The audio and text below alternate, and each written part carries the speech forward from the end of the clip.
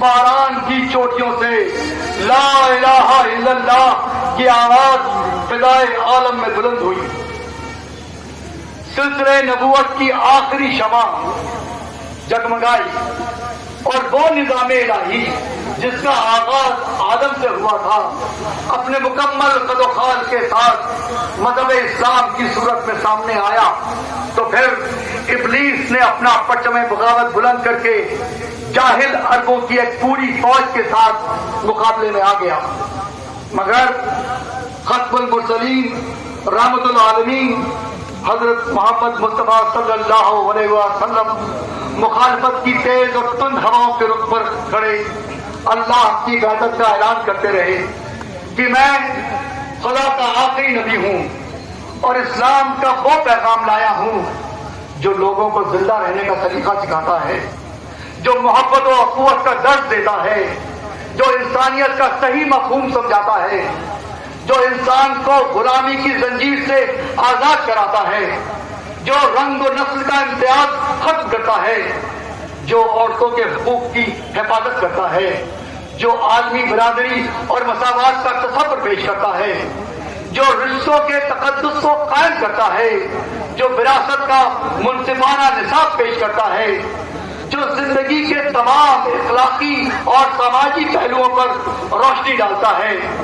جو انسان کے حقوق اور فرائض کے ضروری اصول مرتب کرتا ہے، جو کردار و عمل کو تابندگی اور توانائی عطا کرتا ہے، اور جو ایک معبود حقیقی کے سامنے سر جھکا دینے کا آداب سکھاتا ہے. رسول اکرم اپنے قول سے بلکہ اپنے ہر عمل سے اسلام کے ان اصولوں کی تبلیغ و اشاعت فرماتے رہے. اور صرف ابو طالب کے بیٹے علی کی ایک ایسی ذات تھی جنہوں نے سب سے پہلے رسول خدا کی آواز پر لبیک کہا تھا اور پھر ہر موقع پر ہر منزل پر رسول کے شانہ بشانہ نظر آئے ہیں، چاہے وہ خیبر و خندق کا مارکا رہا ہو، چاہے وہ بدر و احد کا میدان رہا ہو، چاہے وہ خانہ کعبہ سے بتوں کے صاف کرنے کی منزل رہی ہو، چاہے وہ شب ہجرت بستر رسول پر سونے کا موقع رہا ہو، چاہے وہ میدان مباہلہ کی سخت آزمائش رہی ہو، ہر جگہ رسول کے ساتھ علی نظر آتے ہیں. تبلیغات کی منزلیں سر ہوتی نہیں، لا الہ الا اللہ کی آواز فضا میں بلند ہوتی رہی، اسلام کے ذرعی اصول پھیلتے رہے، محمد و آل محمد اپنے کردار و عمل کی روشنی سے دنیا کو منور کرتے رہے. یہاں تک کہ جب رسول خدا کی قیادت میں قافلہ اسلام غدیر کے میدان میں پہنچا اور پھر مرسل اعظم خدا کے حکم سے اپنے بعد بھی سلسلہ ہدایت کو برقرار رکھنے کے لیے عنان تبلیغ علی کے سپرد کی اور خود بارگاہ حقیقی میں پہنچ گئے تو پھر حالات بدلے، منافقت کی آندیاں چلی، کفر و نفاق کے بادل چھائے، مگر اس بڑھتے ہوئے اندھیرے میں علی کی ایک ایسی ذات تھی جو راہ ہدایت میں شمع تبلیغ روشن کیے ہوئے تھے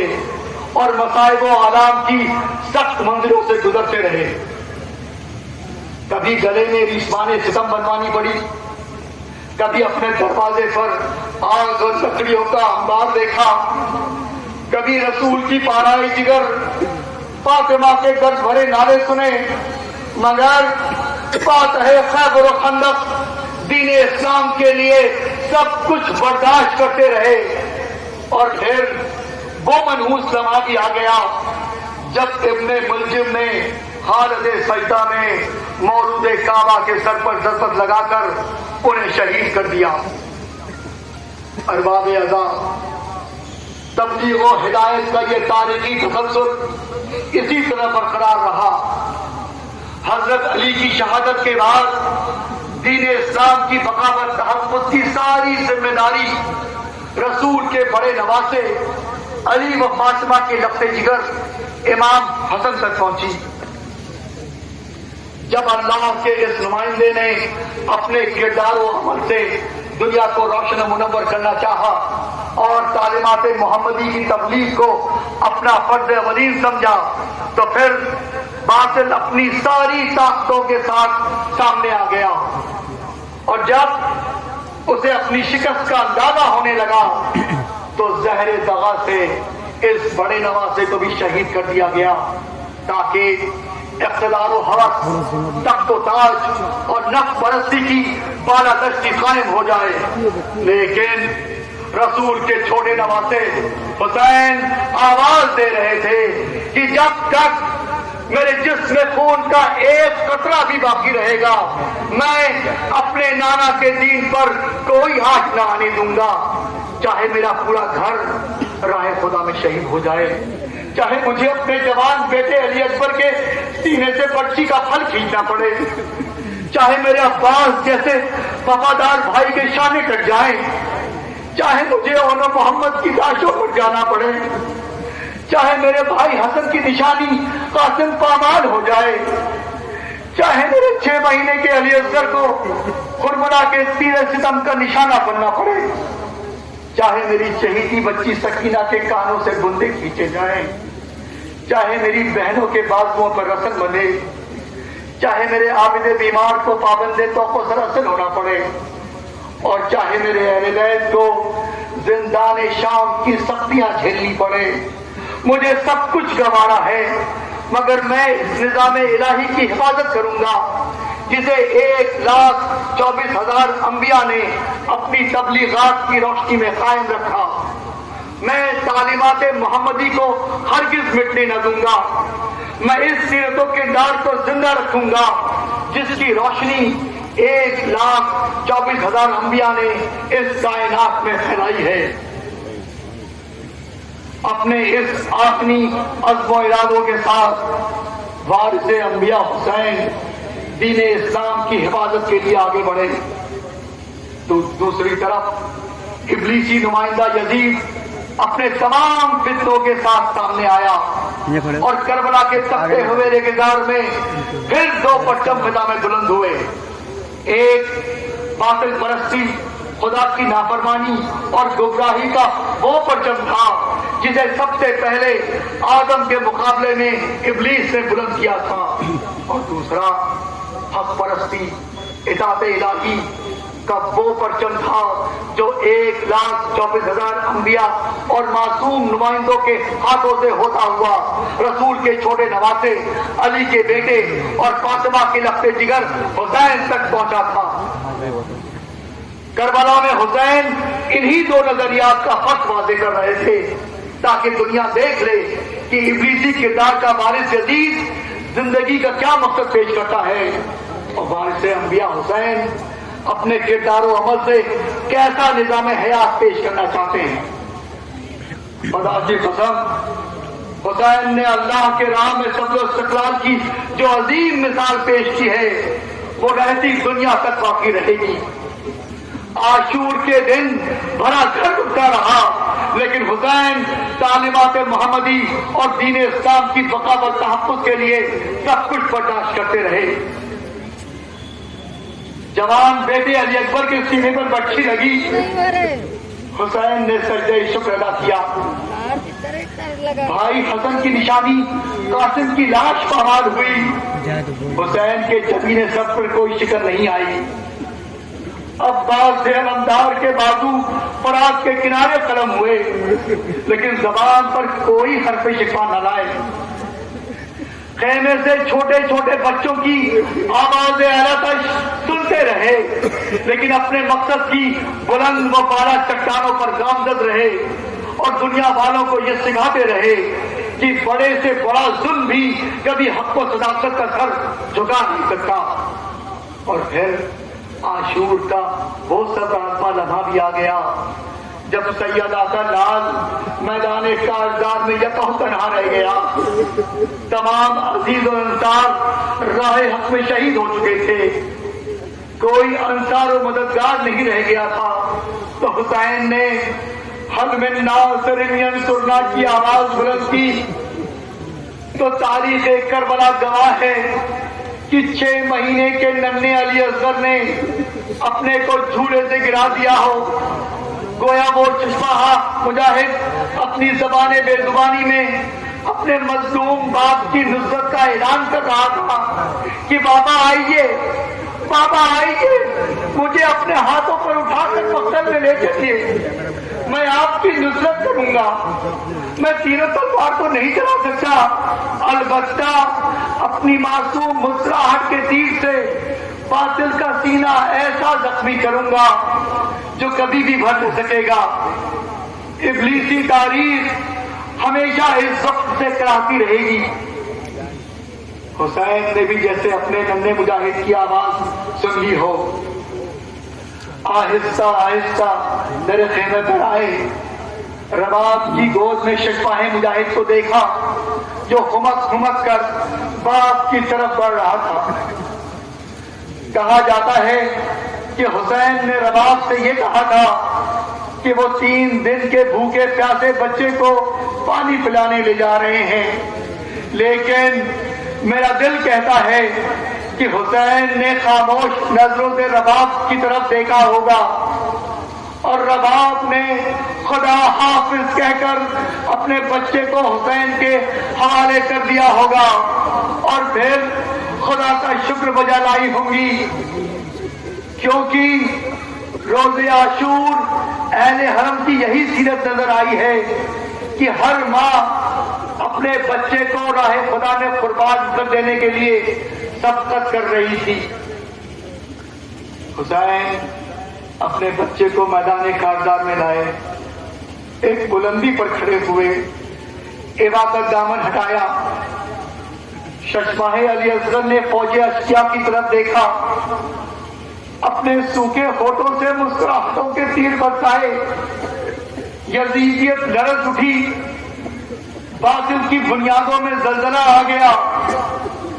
ہرملا جیسے شقی کے ہاتھوں سے تیر و کمان چھوٹ پڑا، لیکن ظلم ابھی آخری حدوں سے گزر جانا چاہتا تھا۔ ہرملا کا تیر ستم چل ہی گیا اور بچہ باپ کے ہاتھوں پر منقلب ہو گیا۔ راہ حق میں اپنا آخری ہدیہ پیش کرنے کے بعد امام مظلوم خدا کا شکر ادا کرتے ہوئے نظر آئے، اور پھر عصر عاشور کا وہ وقت آ گیا جب وارث انبیاء رسول کا نواسا علی و فاطمہ کا لخت جگر 72 قربانیاں پیش کر کے بارگاہ خدا بندی میں سجدہ ریز ہوا تو شبر ملعون خنجر لے کر آگے بڑھا، اور پھر کائنات لرز اٹھی، زمین کام گئی، سب ملائکہ میں کوہرام برپا ہو گیا، سورج کو گہن لگ گیا، سیاہ آندیاں چلنے لگی، اس سکھیاری ماں کے رونے کی آواز آنے لگی جس نے چکی پیس پیس کر حسین کو پالا تھا۔ سوگوارا نے امام مظلوم، عصر عاشور کا قیامت خیز لمحہ گزر چکا تھا، حسین کے سینے پر سونے والی سکینہ یتیم ہو چکی تھی، ششماہ اصغر کا جھولا خالی ہو چکا تھا، عورتوں کا سہاگ گر چکا تھا، باؤں کی گودیں سونی ہو چکی تھیں، شہیدوں کے لاشوں پر گھوڑے دوڑائے جا چکے تھے، لیکن ابھی ظلم اپنی آخری حدود سے نہیں گزرا تھا، ابھی ایک دوسری کربلا کا آغاز باقی تھا جو عصر عاشور کے بعد برپا ہونے والی تھی، جس میں علی کی شیر دل بیٹی زینب کو حسین بن کر اٹھنا تھا اور واقعہ کوفہ و شام کو کر کے دنیا کو یہ دکھانا تھا کہ حق والے پابند توقع تناسل اور رفت ہونے کے باوجود باطل کو اس طرح شکل دیتے ہیں کہ اس کا وجود اسے اپنی ہستی میں ہی تنگ نظر آنے لگتا ہے۔ کربلا کی اس دوسری دور کا آغاز اس طرح ہوا کہ خیام حسین میں آگ لگا، عورتوں کے سروں سے چادریں چھینی گئی، ننھی سکینہ کے گالوں پر تماچے مارے گئے، عابد بیمار کو بیڑیاں پہنائی گئی اور گلے میں توقے خاردار ڈالا گیا، لیکن ظلم کے ہاتھ چل نہیں ہوئے تھے۔ رسول کی نواسیوں کے بازوؤں میں رسن باندھ دی گئی، اور کیا عجب ہے کہ اس وقت زینب نے آواز دی ہو کہ بھیا عباس تمہاری بہنوں کے بازوؤں میں رسن بن رہی ہے اور تم دریا کے کنارے ابدی نیند سو رہے ہو، کاش تم زندہ ہوتے تو کس کی مجال تھی کہ ہماری طرف آنکھ اٹھا کر بھی دیکھ سکتا۔ تمہاری پیاسی بھتیجی سکینہ کو پانی تو نہ مل سکا، لیکن گانوں پر تماچوں کے نیل ابھر آئے ہیں، گانوں کی 2 لبیں زخمی ہو چکی ہیں اور پشت پر تازیانوں کے نشان بن چکے ہیں۔ اور پھر زینب نے مقتل کا رخ کر کے یہ فریاد کی ہوگی، بھیا حسین تمہیں یاد ہوگا کہ ایک دن میں جب سو رہی تھی اور سورج کی کرنیں میرے چہرے پر پڑ رہی تھی تو تم سے یہ بھی برداشت نہ ہو سکا تھا کہ مجھے آفتاب کی تمازت اذیت پہنچا سکے، اور تم نے میرے چہرے پر اپنی ابا کا سایہ کر دیا تھا، لیکن میرے ماں جائے آؤ اب دیکھو تمہاری آنکھیں بند ہوتے ہی اشکیا نے ہمارے سروں سے چادریں چھین لی ہیں، ہمارے بازوؤں میں رسن باندھ دی ہے، اور بھیا تمہاری بہن کے مجھ پر تازیانے بھی لگائے گئے۔ اور پھر جب شام غریبہ کا اندھیرا پھیلنے لگا تو شیر خدا کی یہ بیٹی عباس کی بہن عزم حسینی کے ساتھ صبر و شکر کی عظیم چٹانوں پر کھڑی نظر آئی۔ شام غریبہ کی طویل اور ہولناک رات ختم ہوئی اور حسین کا لٹا ہوا قافلہ 11 محرم کی صبح کو رسن بستہ بے محمل و بے کجاوہ اونٹ پر بٹھایا گیا۔ اس قافلے میں حسین کے سینے پر سونے والی ننھی سکینہ بھی تھی، جسے تنہا ایک اونٹ پر بٹھا دیا گیا تھا، اور جب وہ اونٹ بلند ہوا تو سکینہ نے گھبرا کر ماں کو آواز دی، اماں اماں مجھے اپنے پاس بلا لو، اماں مجھے اونٹ پر سنبھلا نہیں چاہتا، اماں اب میں پانی نہیں مانگوں گی اماں۔ سکینہ فریاد کرتی نہیں اور قافلہ ہچکولے لیتا ہوا آگے بڑھتا رہا، لیکن جب ظالموں نے یہ دیکھا کہ سکینہ سے سنبھلا نہیں جا رہا ہے تو انہوں نے اس ننھی سی بچی کو اونٹ کی برنا پشت پر رسیوں سے جکڑ دیا تھا۔ ظلم و جور اور درندگی کے ان طوفانوں میں اہل حرم کا قافلہ در سے ہدایت دیتا ہوا بازاروں کوف و شام کی طرف بڑھتا رہا، اور ابلیسی سلسلے کا وارث یزید اپنے وجود میں سمٹتا رہا۔ اس قافلے کے آگے آگے امام وقت، نمائندہ الہی، عابد بیمار، گلے میں طوق و لنگر سنبھالے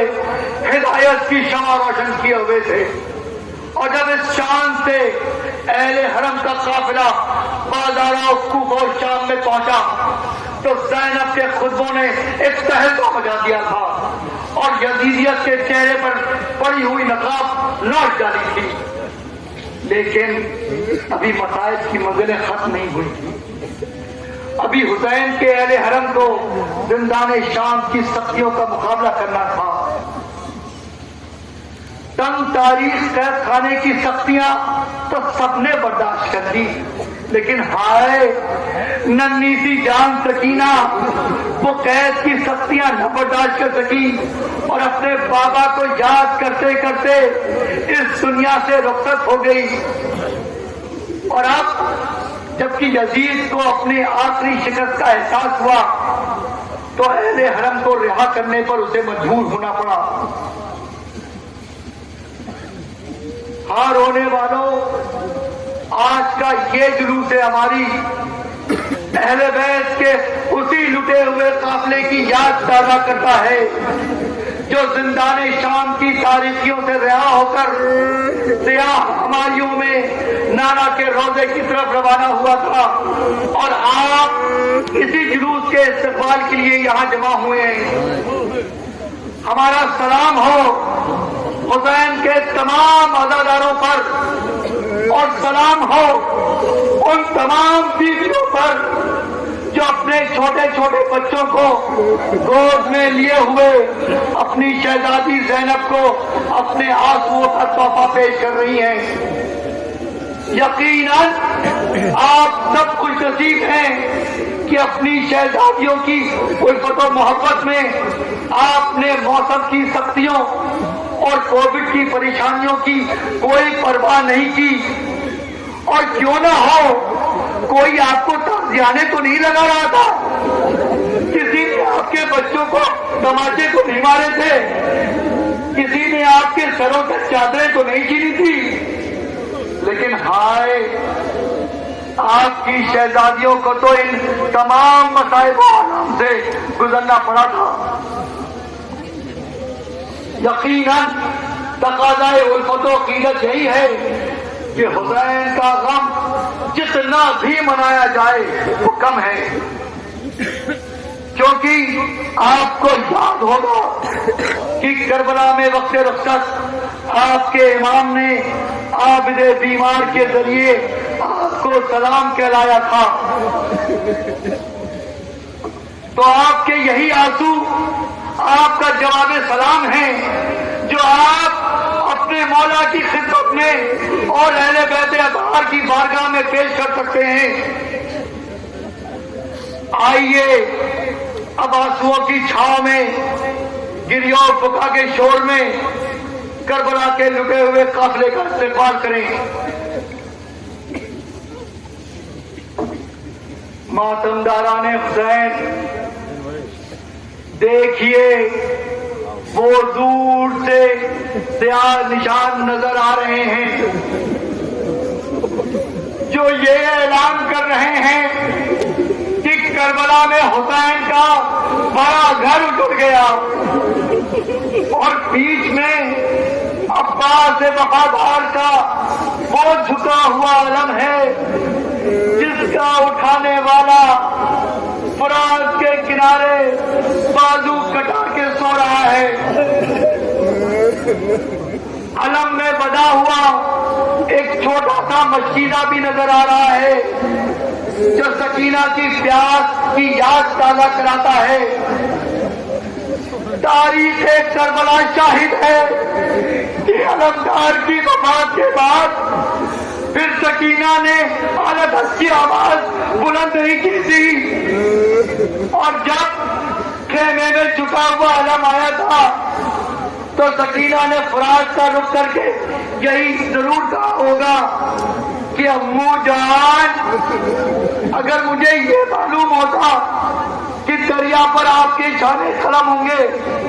تو میں ہرگز پانی کا شکوہ آپ سے نہ کرتی۔ علم کے ساتھ ساتھ یہ حسین کی سواری ہے، یہ وہ ذوالجلال ہے جو اپنے آقا کے ساتھ پیاسا رہا، اور جب اپنی ڈھلی ہوئی زین اور کٹی ہوئی بانہوں کے ساتھ در خیمہ پر حسین کی خبر شہادت دینے آیا ہوگا تو سکینہ نے اس کے گلے میں اپنی باہیں ڈال کر اتنا ضرور پوچھا ہوگا کہ اے رہوان، میرے بابا کو کہاں چھوڑا، اب میں کس کے سینے کو دوں گی۔ عباس کے علم اور حسین کی سواری کے بعد اب شہزادیوں کی سیاہ اماریوں کی شبیہ کا استقبال کیجیے۔ یہ زینب و ام کلثوم کی اماریاں ہیں، حسین کی وہ بہنیں جنہوں نے کربلا میں 72 داغ اٹھائے، کریل جوان علی اکبر کی لاش پر ماتم کیا، جن کے بازوؤں پر ابھی تک نیل کے نشان اترے ہوئے ہیں، جو فاتح کوفہ اور شام ہیں، لیکن روضہ رسول کی طرف دیکھ کر ام کلثوم نے یہ ضرور فریاد کی ہوگی کہ اے نانا کے مسئلے ہمیں قبول نہ کرنا، جب ہم چلے تھے تو ہماری گودیاں پڑی ہوئی تھی اور ہمارے سروں پر بارشوں کا سایہ تھا، لیکن آج ہم یوں واپس آ رہے ہیں کہ نہ ہمارے ساتھ بڑھ رہے ہیں اور بس ایک تنہا عابدے بیمار ہیں، ہماری گودیں خالی ہو چکی ہیں اور ہمارے سہاگ اجڑ چکے ہیں۔ اور جب زینب کو ماں کی قبر نظر آئی ہوگی تو آنسوؤں کے باندھ ٹوٹ گئے ہوں گے، ماں کی قبر سے لپٹ کر فریاد کی ہوگی کہ اب ماں آپ کی زینب پڑے تو گھیر کر آئی ہے، بے مکھنا چادر در بدر پھرائی گئی، اور اماں اگر نام رموں کا مجمع نہ ہوتا تو میں آپ کو اپنی پیٹھ دکھاتی جس پر تازیانوں کے نشان ابھرے ہوئے ہیں، لیکن اماں زینب پھر بھی آپ سے شرمندہ ہے کہ کربلا میں آپ کے لاشے حسین کو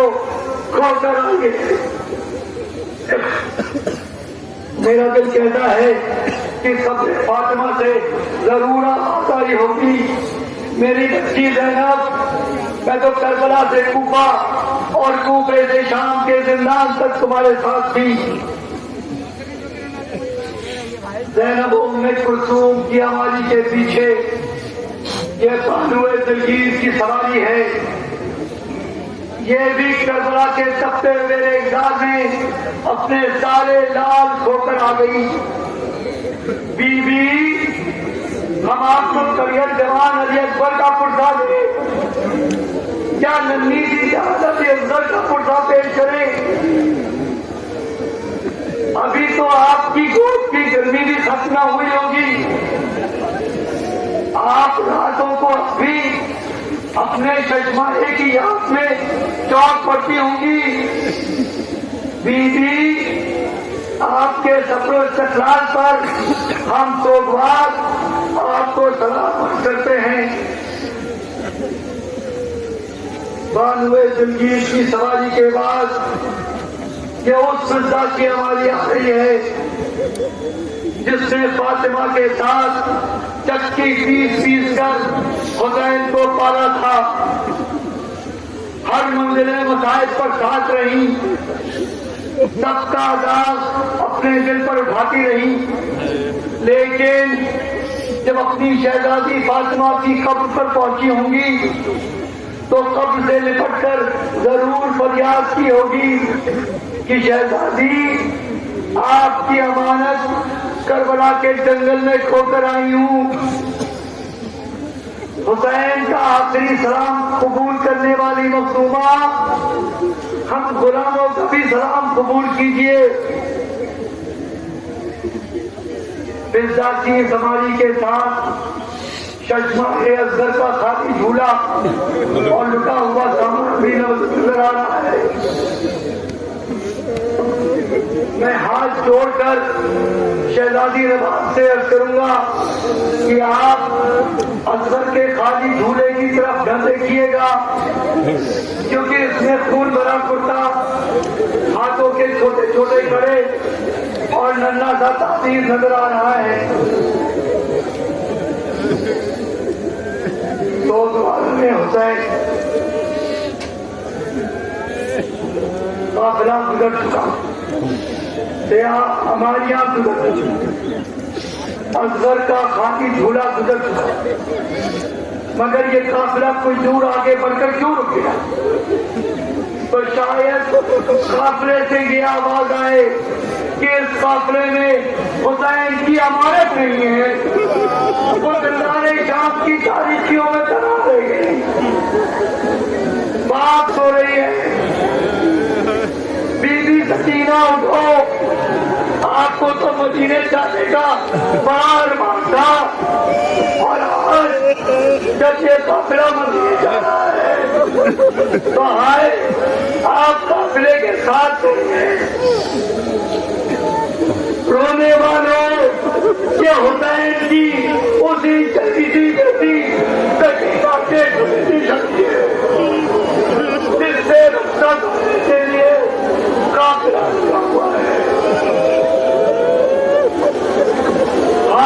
سکینہ جو اپنے بابا کو یاد کرتے کرتے زندان شام کے خانے میں سنا لے گئی. شہزادی اٹھیے